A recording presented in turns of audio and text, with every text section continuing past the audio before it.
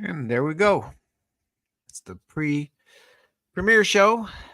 We're up to, well, this is episode 20. My God, that's a milestone. I mean, to get 20 shows done since the beginning of the year in 6 months is sometimes I really don't know how we do it, but we do. And as things get better for us with YouTube and the revenue, then we have Taylor right now. It's my hopes to start paying him down the road because he's been helping a lot editorially. He sits over there at the big edit bay behind me and breaks down, and I'll set up all the footage for him, but in the intro and all that stuff, but I don't touch the raw footage. I just have it there, both cameras, and I let him do the fusion stuff and the cutting. And I sit over here on this machine and I do the visual effects for it. So I'm able to give them more time and get the quality of them to be better than they've been. So that's been really, really great. So Hot Rod UFO. Hey, Hot Rod. I have another email from you I have to respond to. So I will. I saw it. Yeah, it was an amazing coincidence, that song. The forum, you brought the forum up, and Mary wanted to bring the forum up, and where is we have a forum somewhere somewhere here it is. Share, here it is. Share screen. We're going to share. Why is it not showing me? It's interesting. Select a tab. Nope. I don't know what's up with that, because I was on it. Oh, how wonderful. For a minute, I thought the share screen was canceled. So that's interesting. So, I mean, I have that. So why can't I do that? I'm going to get this. I promise. Share screen. There it is. Okay. And share. This is our forum, and I'm assuming you can all see it. Mary had the idea to have a forum. I supported it highly, and I'll tell you why. What I've noticed with Facebook and some of the other platforms is that they're not categorized. And as a result, you will go in there and you will post something, you'll write about something. And then the next day you'll talk about it again because everybody saw your post, right? And so you can pick up where you left off, add some more to it, and they'll then say, what are you talking about? You're acting like we know what you're talking about. Well, I posted yesterday about this very thing. Oh, you did? I didn't see it. Well, scroll down. People don't scroll down. They really don't. They don't take the time to look down that way. So it's really hard to have a self-contained, categorized thread of your very own within a certain group that allows people to comment. And then when they comment, you get an email saying, so-and-so and so-so commented and added to what you had to say, or they added pictures of their own. Look, this is what I saw too. You get the idea. So you can see here, this is a how to use for part of the forum where I explain to you, so far, I explained to you how to set your instant notifications up, because it's you have to just click on something and then it's all there. And I'm going to do pictures and video because you can post pictures and video. Some of you haven't figured it out yet, but it's pretty easy. I'm going to do a video that shows you how to do that. It's actually very, very simple. You can always just put a link there, but the link you have to click on and then go watch the video. You can actually embed it. We have introductions here, which is where people who join, you do not have to register with your real name. If you want anonymity, to be anonymous. And some of you will choose to do that, and that's fine. But you can introduce yourself here. General discussion. Now, general discussion means it says you can talk about anything here, with the exception of religion and politics. Now, if the religion and the politics relate to something like, hey, the Vatican just announced today that they do have an alien body in the crypt below, and they've admitted that we're not alone, and they've known it for years. That's fine. That's religious, but it's news that has to do with this topic. And the same thing goes for politics. You get up tomorrow and they say, hey, they released all the documents. It's October 20th, and every single thing's there, and it shows that Roswell actually happened and it was a cover up. You can post that. That's fine. That's good. So that's how that one works. And then um, we have a zero section, and this is for the Close Encounters Research Organization. Yvonne Smith, Jim Lowe has already posted in there. He was one of the first people to post, and he joined us just recently. You will know Jim Lowe from all the work he's been doing with his books and trying to get Congress to get their head out of their and to take a better look at this. And some of them are. Thank you, Jim. You're the greatest. You're one of my heroes. Breaking Silence episode. This is where we'll post the latest episodes and talk about what's coming up, which I'm going to do in a minute here. And then Secret Stories, Mary's wonderful podcast. But also what you can do in here is you can go in here and put in a story without using your real name, and Mary can then turn that into a podcast. And it's right here where you can find it. You don't have to go looking around some convoluted Facebook or TikTok or something like that where you will never find it. So you'll find it here. Experience your stories. I think this explains itself. I mean, this is where you go in there and you tell stories. And if something happened to you last night and you want to share it, get it off your chest, this is a place to go. We monitor this forum very carefully, and we have one moderator so far. We plan to get more to watch, so if trolls come in, we can quickly get rid of them. Books, latest books, videos. This means you can post your videos of UFOs. You can also do that in the experience stories sections, but I would encourage you to put videos here so we can build up a database of recent videos that you have shot personally and other people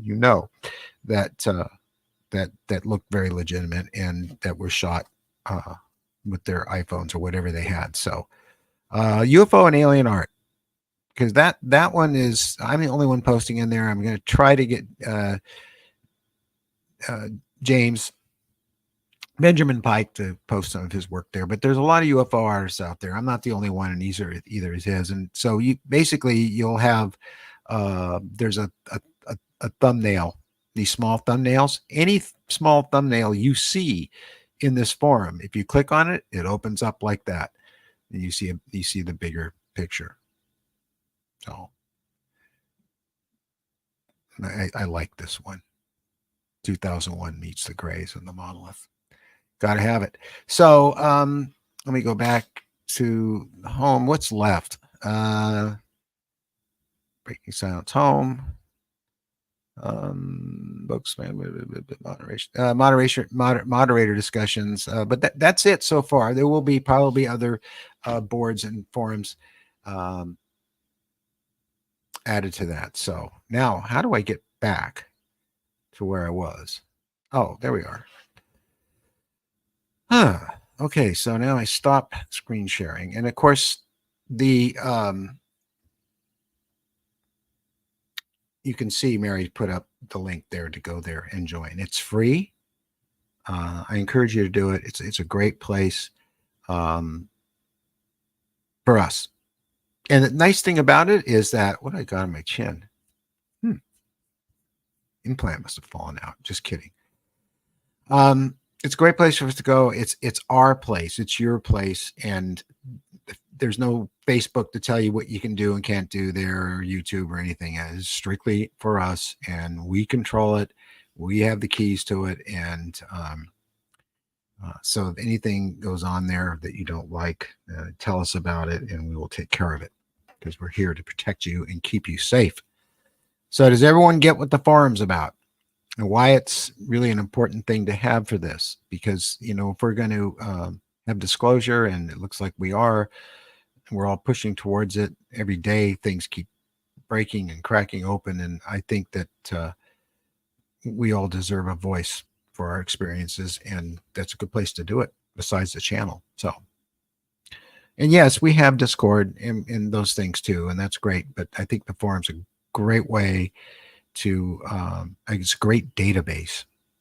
So, oh, you like my T-shirt? Yes, the 4GTs, and there's writing on it, 1966. This is Le Mans, and of course, there's Ken Miles there.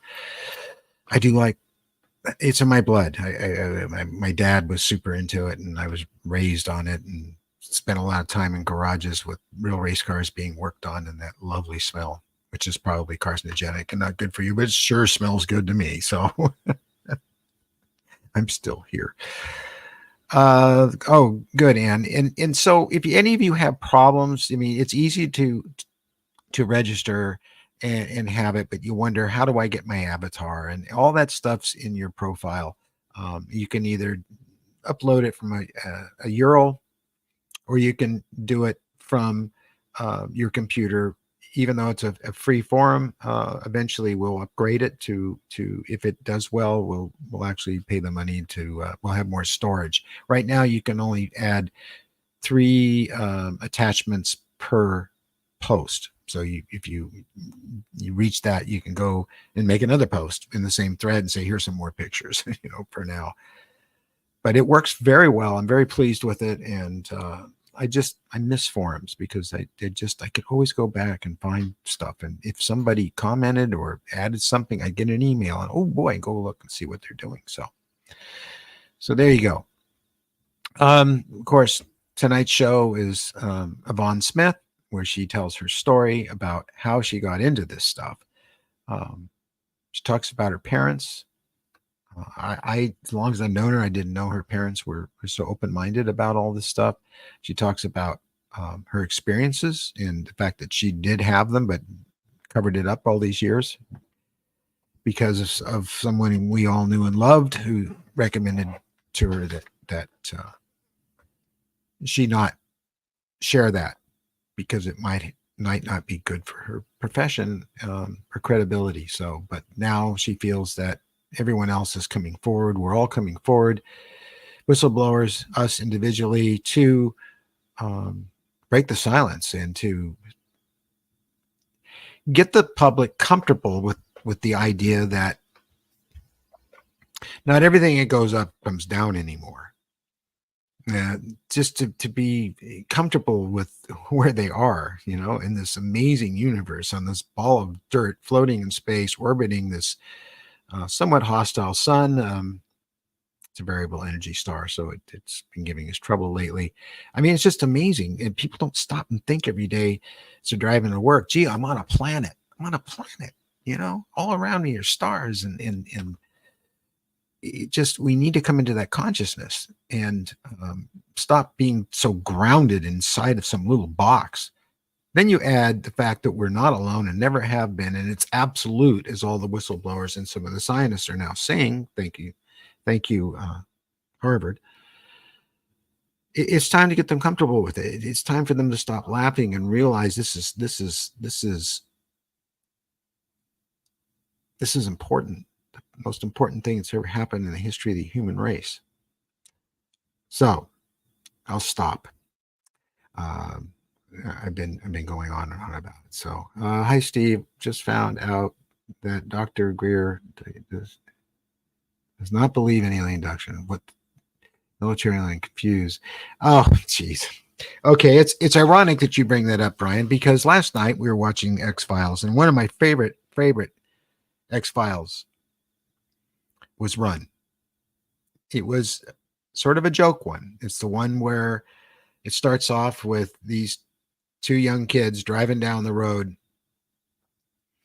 and they get stopped by a saucer, and these 2 hokey looking grays come out and start to abduct them. And then another ship appears, and it's a big triangle, and the light beams on the ground. This cyclops looking thing, all glowing red, comes out, and the next thing you know, they're abducted by whatever that thing was, and the guy is obviously a human being in a gray makeup, and he's smoking a cigarette, saying, this can't happen, this can't be happening, this can't be happening. And basically the story is about the fact that particular episode has so many truths in it. And back then, no one realized that it was a joke, but it really wasn't a joke. It wasn't a joke at all, because Chris Carter really knows the ins and outs of this stuff. And he was hip to what was going on back then in 93, 94, before any of us were.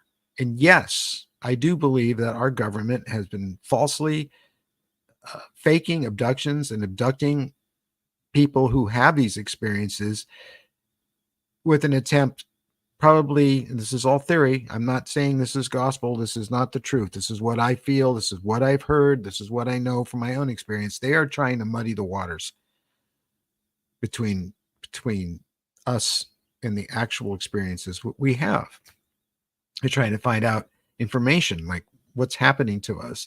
At the same time, they're trying to convince us that it's all BS and that they're behind it, and always have been. So Dr. Greer can believe what he likes to believe. That's his right.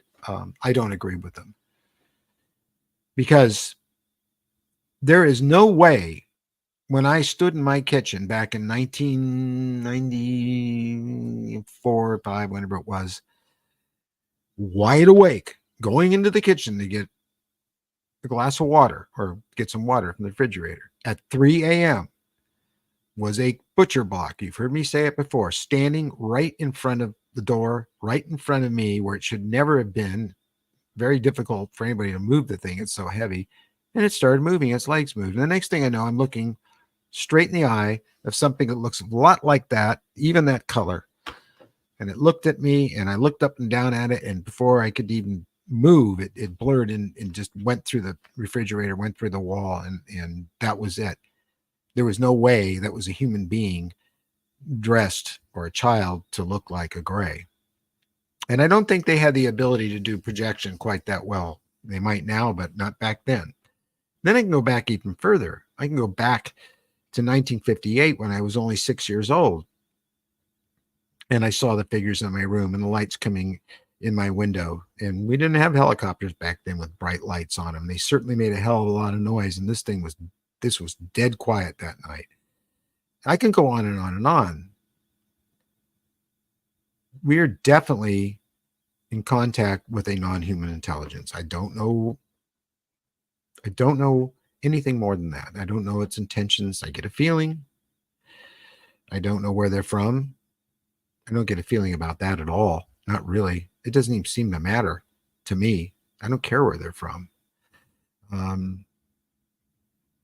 But it's really happening.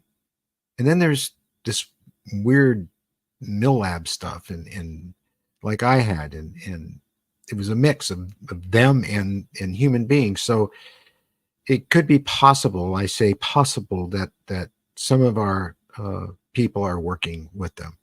I don't know for sure, but it sure looked like it. But again, I don't know. I only know one thing.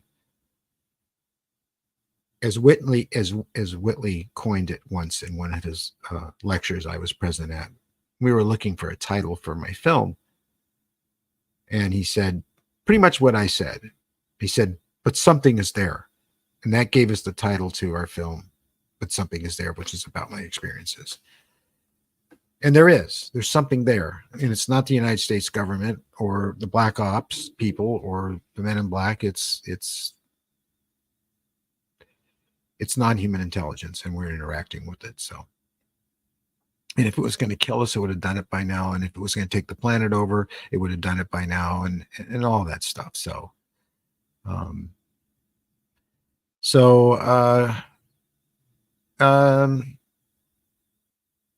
three large syringe-like objects. So Stephen is wrong.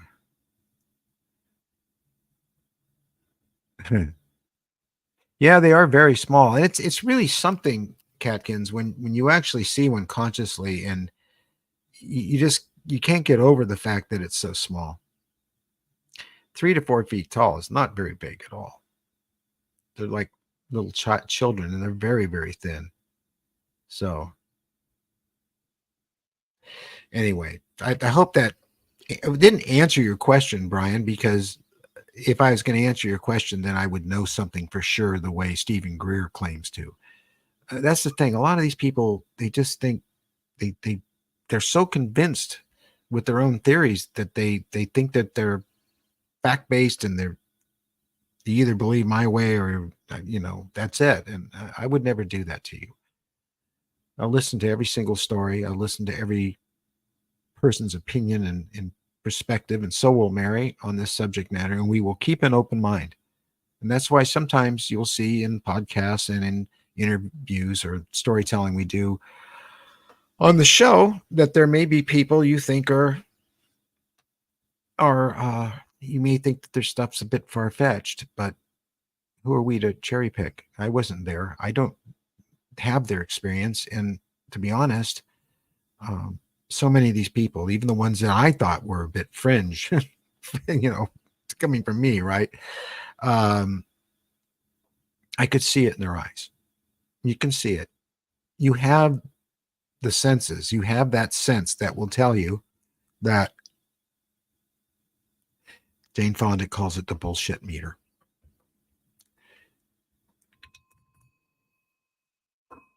Thank you, W. Decker. Or can I just call you Decker for short? And you're welcome. It has been a lot of work, and I really appreciate the fact that you bring that up, because we work hard at this every day. I'm not saying we don't enjoy it. We do. I think it's really important.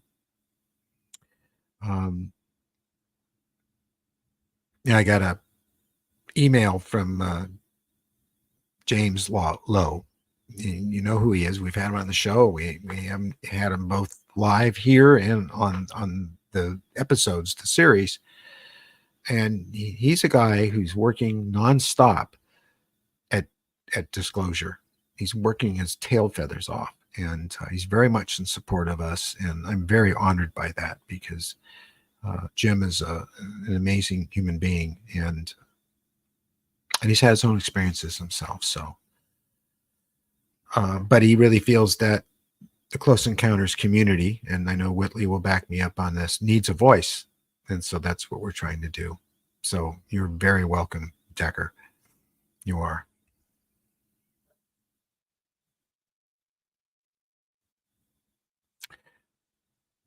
You can call me West if you'd like. Thank you again. West. Okay, West. I like that name. Decker and West are two of my favorite names. Of course, I got to work with Adam West and his son, and that was an amazing experience. To be doing a show, a TV show called The Last Precinct, and I worked on that, and have Adam West introduce himself to you because he thought your work was so wonderful. Like I didn't know who he was. He was Batman. He was Batman. He was a really neat guy. So love that name, West. And then Decker too. It's another good one. So I've been going off on a soap opera here. Soap opera? Yeah, no, soapbox. Yeah. But I feel very strongly about what I said. So Dr. Michael Masters, one of the authors of Harvard paper, has done some great interviews recently. The paper states that they walk among us and gives us several options of who the visitors may be. Yeah, he does. We still don't know, but thank you, Harvard, and for I mean, of all the people in the world to come out and support the fact that there is a non-human intelligence right here among us is incredible. I don't think that the media or the general public or the world at large is really taken in what that means. I just wish that John Mack would have lived to see it. So again, that X-Files show last night, it was amazing. Every single thing was in there and completely consistent with what we know today. It was incredible. And the stuff with the Men in Black and Alex Trebek being one of the Men in Black was hysterical. That show does crack me up. I don't know if they are still laughing at us. Who are they? I mean, really, let them laugh. I don't care. I'm laughing at them because they're laughing at us. I mean, these people laughing at us, they they're clueless, absolutely clueless about the subject matter. They haven't studied it at all. They're clueless about cosmology. They're clueless about their own solar system. They probably couldn't even name all the planets, and they're laughing at us. So that's just the tip of the iceberg of what they don't know. So, I mean, there are things we do know. Like we know there's 8 planets. I keep wanting to say 9. I grew up on 9. I'm sorry. And Pluto's still kind of a planet, but then we found the possibility of another one beyond that. And then, of course, there's Planet X, and we've been finding the possibility that we're seeing Dyson spheres through the James Webb Telescope, and so much more. Do you think any of these people laughing at us know about any of that stuff? They probably, if we brought that up, they laugh at that too, and yet it's scientific hard evidence that they always like to have, not dogma, but facts, science facts, not unless it's a delusion. you know, our our telescope is having a delusional moment. But if it's seeing Dyson spheres around stars, I mean that's huge. There's only one thing that can build a Dyson sphere, and that's an intelligent race of beings.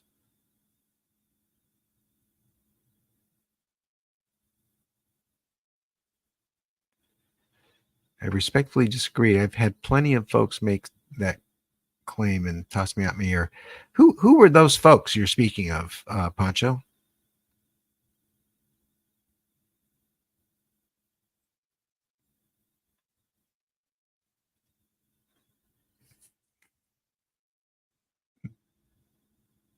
I'm wondering. Oh, you got into the farm, Rachel. That's great. And there's a way you can put up an avatar. It doesn't have to be your face. It could be, an interesting image. And I'm so glad you joined. Corporate view, corporate interviews, low level politicians, sponsorships. Oh, these are the people that are laughing at us. What, the people that think if the world ends, they can go underground and be safe? God, that's hysterical. The 1% who think they have enormous power and control everything on the planet. That's funny. But it's also not nice to laugh at people that suffer from retardation. So you have to kind of remember that, and the people laughing at us suffer from that, I think, to a degree, because it doesn't matter what you do, what you show them, uh, they're going to deny it. Any of you ever watch Quatermass in the Pit? 5 million Years to Earth. It's a great British film about them taking a subway, and they find this what they think is a buzz bomb from the war, and it's not. It's a spacecraft that came from Mars with Neanderthal, early hominid skulls all around it. There's a great scene in there when the military guy bends down on his knees as the thing's coming to life because the ship's live. It's been there for all those years. He says, I deny you. I give you up. I refuse to believe you. And he ended up dying. There's something wrong with people that do that. So they may laugh publicly, but privately they know. They don't know. Maybe some of them do.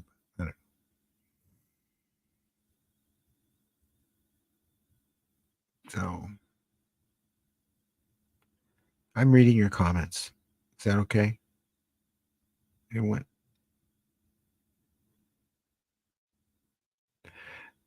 Oh, you're talking about that's why comets are diving into the sun. Quatermass terrified me as a kid. Great film. It absolutely is an incredible film, and it is entitled Quatermass in the Pit. Whenever they bring a good film over from the UK, they always change the title on it. Pretty much, I don't know why they do that, but Quatermass in the Pit, because it was a series, Quatermass, and if you never watched the Quatermass series, it's great. Uh, It was a series and it was films, and there's a lot of really good films from the UK that are missed over here, like Night of the Demon. Oh man, what a great movie that is! I could go on and on. Ealing Studios, they did some of the best stuff ever. Many, many left because they fear. So we're still talking about that. It's what ETs are here to save us from. Fear, I hope. But Land of the Lost. Huh.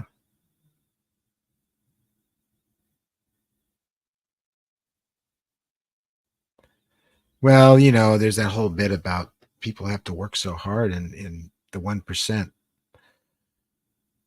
that I accused of having a problem mentally, um, they make it so hard for everybody to survive that they can't think about or pay attention to the deeper aspects of our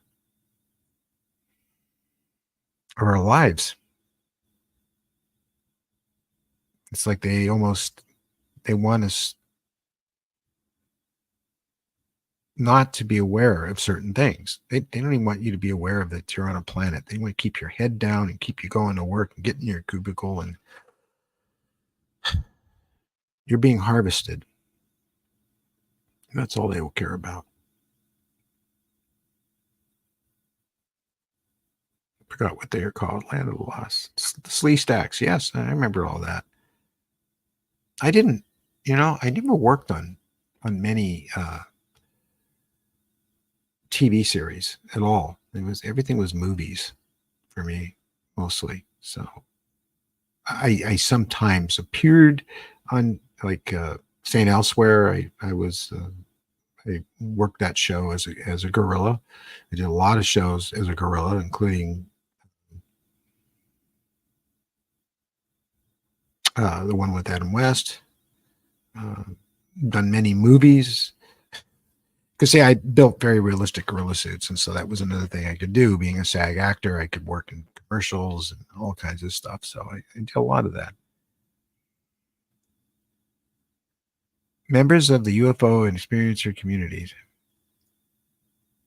have the visitor talked about 2027. Well, there's talk about 2025 and 2026 and 2027, and all this bad stuff's supposed to happen, and I don't know if that's true or not. I hope it's not. But today it's a great day. I'm with you, having a nice time talking to you all, and I'm with Mary and Nova somewhere around here, and it's beautifully sunny here.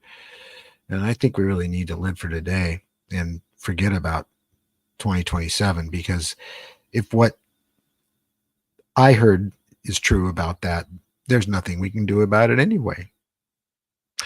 So there isn't. Have you noticed that whenever an asteroid's about to hit us, it doesn't? It suddenly changes course. So keep that in mind too. And it has several times. And then we have another one in 2029 that's supposed to hit off the coast of Santa Monica, which is very close to us here. It's not an LA, an extinction level event, but it's still a bad thing. And of course, our government doesn't want to spend any money to send a mission out to push it 600 feet so it misses us.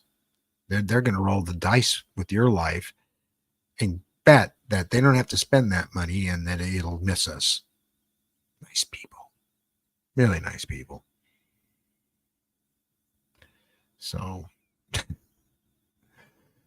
hopefully, some private space firm will go out there and push it out of the way. 600 feet. That's all I have to move it. There's a very great chance it won't hit us, but there's also almost an equal chance it will, as Neil Tyson said. And sometimes he's very much knows what he's talking about. He said it's like threading, a needle, the eye of a needle. That's how close it's going to get to us. So we should move it. We should build a nice big spacecraft up and spend the money, build the darn spacecraft in space, load it up with people, send it on its merry way out to meet the darn thing, and give it a push. Probably just the mass of the spacecraft alone would be enough to attract it, to move it 600 feet. I mean, 600 feet, that's not much. I got model rockets and airplanes that go higher than that. So look up.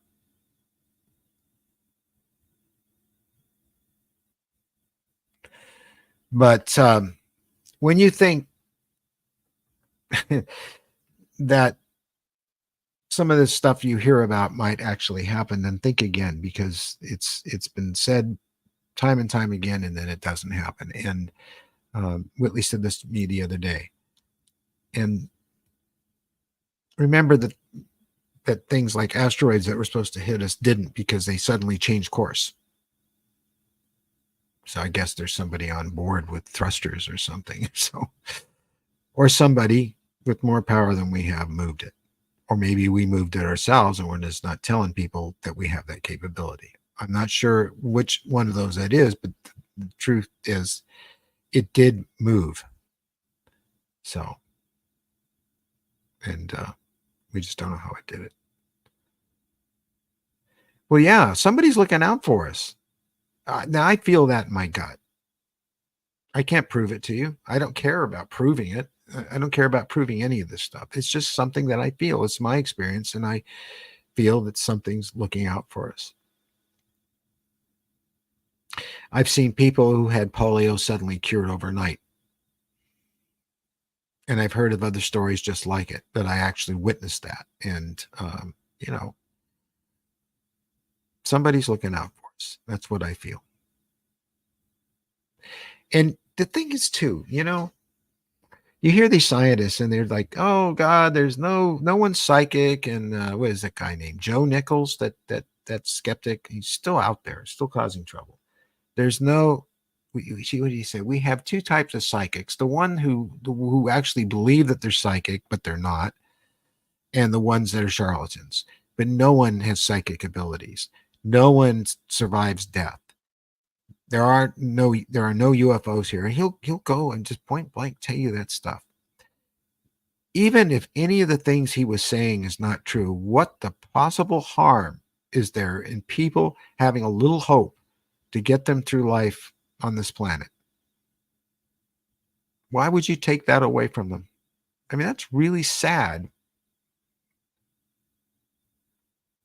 I would never do that to anyone. I would never tell them that their God doesn't exist, or their what they have faith in isn't real, because that may be what's holding them together.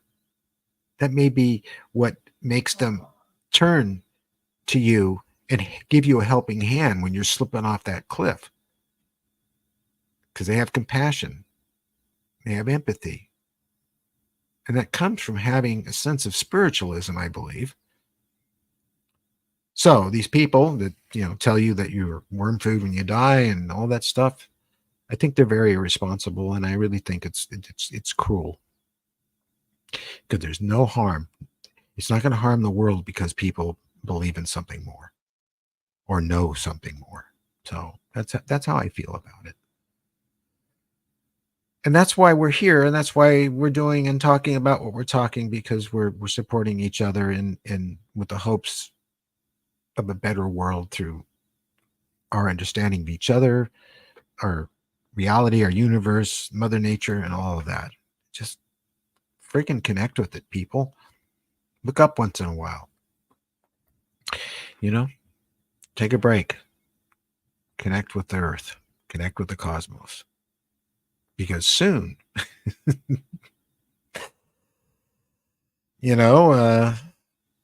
we're going to have open contact. I don't know when it's going to be. It could be tomorrow. Could be 50 years from now. It could be 100 years from now. But eventually it will happen. Just like in Star Trek. So, what I loved in Star Trek is when Gene would have the Enterprise go and visit worlds that had developed warp drive and were now able to leave the solar system. So it's like, okay, it's time to go visit them. Tell them how things are out here. And there are certain rules that you have to adhere to, because there's people who have been here before you, and we have exactly that situation, I believe. So, hey, Rob in the UK, you're 8 hours ahead, so it's late there. You guys are night owls, but thanks for being here. It's really appreciated. It's a quote a famous man, love is the law. What if anybody can quote that famous man? Someone else who wasn't well understood. What was the name of that series about Jack Parsons, Mary? Something in Angels or Demons and Angels? Was that it? No. Jack Parsons was one of the early Rocketeers who helped develop our missiles and our rockets in the United States. And it's because of him that the Jet Propulsion Laboratory became what it is. Ironically, his initials stand for that, but that's not what the Jet Propulsion Laboratory is named after, although he had a big influence on it. It was a great show. Do you think? Well, yeah. I mean, yeah. I mean, and I know that. I mean, I know in my gut. Okay, I got to always make sure that I say it that way. I don't know for sure that Webb Telescope is finding Earth-type planets and they're detecting industrial civilizations there or life in general. But I would bet biscuits and navy beans they are. So, back a few thousand years ago or more, there were other civilizations that would have had the same capability and would have detected us. And as their technology improved, of course, eventually they would have been able to get here. No one would. You hear people say, why would anybody come here? Well, who care about us? Well, what makes you think they care about you? Maybe they're fascinated by the planet. There's another Earth type or a planet that supports life. We want to go and see it. We want to see what's there. You want to go there because it is there and experience that. What's the life like there? Oh, there's humanoids and there's all these birds and all these amazing creatures and stuff. And I think that they're finding that what they're finding here probably is so different from where they're from as well, because there's that dandelion effect. And I really believe that DNA has been distributed all through this galaxy from comets, and it's carrying the same programming. And so when it hits a world that's capable of evolving life, we're going to see humanoids and birds. And thank you, Robert Warner. Thank you very much. Oh boy, thank you so much. It's so much appreciated. You're appreciated. So, and yeah, I'm sure we're being monitored and have been monitored for a very, very long time.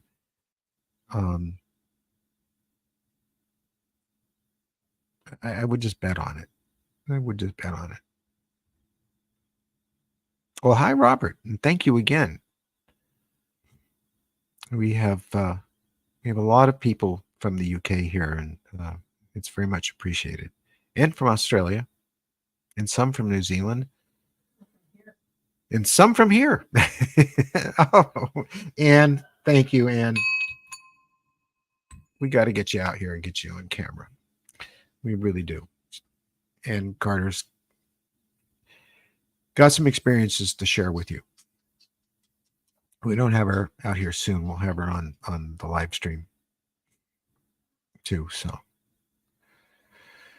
ooh, what a week. So, Yvonne's story, and then of course next Saturday, and it's almost finished because we were able to shoot both of them last week, is the Coronado mass abduction. And Yvonne and I talk about that night, what we both remember. I talk about what I remember. I was able to pretty authentically, accurately replicate using my CGI skills what I remember from that night. And it's pretty spectacular. And I'm sure you'll find it fascinating. It's and then we've got Jeff Harmon. He's coming on camera tomorrow. That's Camille's husband, who also has experiences, and she recommended that he come on the show, so he's going to be here tomorrow, and we're going to do him. I'm going to be talking to Mario Woods about him. He's going to be shooting himself where he lives back east, and uh, sending us the footage so we can do a show on his amazing experience he had when he was working with the military in the rocket base. John, I don't know. Yeah, I was talking about that the other day. I said, I bet you there are hostile civilizations out there that weren't as dumb as we were to strip our own planet of its resources and start killing it. Um, you know, you just have to be smart. And what we're doing is stupid. That's why I suggested that the 1% suffer from retardation, because who in the hell would wipe out their own forests and kill a planet just so you can have money? It's crazy. Oh, do I have any? Yeah, we do have a store. Robert, I've been so busy doing these shows and trying to keep up with everything that I haven't been able to get to. I'm going to be sculpting and printing out um, some gray busts, some beings and stuff that'll be available. But I haven't been able to get to it yet. So, what was that, Mary? Yeah, we have a store with pictures, and it's on the our store is on the channel. So we have the usual stuff, mugs and cups, and I think t-shirts and things like that. Also, my artwork, which you can get as well. But we really need to work on having some busts available and stuff, so that you can have something like that. Um, these are all hand sculpted and molded and cast, so they can be very expensive. But if I sculpt them in the computer, which I've done recently, we can actually sculpt clay in cyberspace, and then have the printer printed out, and then I finish them off and paint them, and they'll be a little bit more affordable that way, and available to everyone. So Dark Forest. Are you talking about the film? I think that was Emerald Forest. Yeah, it was a great movie.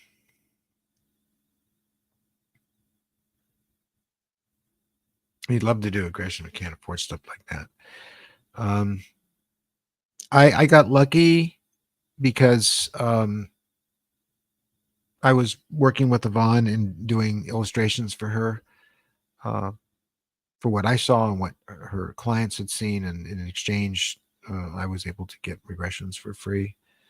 So yeah, it can be costly. So, oh boy, I see it's 4:46. So in 10 minutes, the show will start. If you have any questions or anything you'd like to ask, now's the time to ask. Um, because I'm going to have to sign off here until next week. And oh, yes. And before I go, Philip Mantle, wonderful gentleman from the UK who I've known for years. In fact, I'm sending him a bus next week because his a family member took his. Um, oh, the Dark Forest. Well, we don't hear anything physically. Anyway, Philip's going to be on the show, and it's a special show. It's going to be on Thursday at 11 o'clock here Pacific Standard Time. This is so it coincides with him being 8 hours ahead of us. He's going to talk about um, the Pascagoula case in Florida with Charles Hickson, um, and his book and his work in the field. He's been investigating for years. That Netflix series that he helped produce about the Pascagoula case was amazing. It was so good, and it honored those two individuals so well and what they experienced. So he will be here to talk to you next Thursday at 11 o'clock Pacific Standard Time. It's listed on the live section of our channel. So I'm getting a little tired. It's been a long week. So as Florida Man says, good night, everyone. Good night. Bye. I am also saying the same thing. And don't miss Yvonne's story tonight in 10 minutes. Okay, guys. Thanks for all the support. I love you. I really do.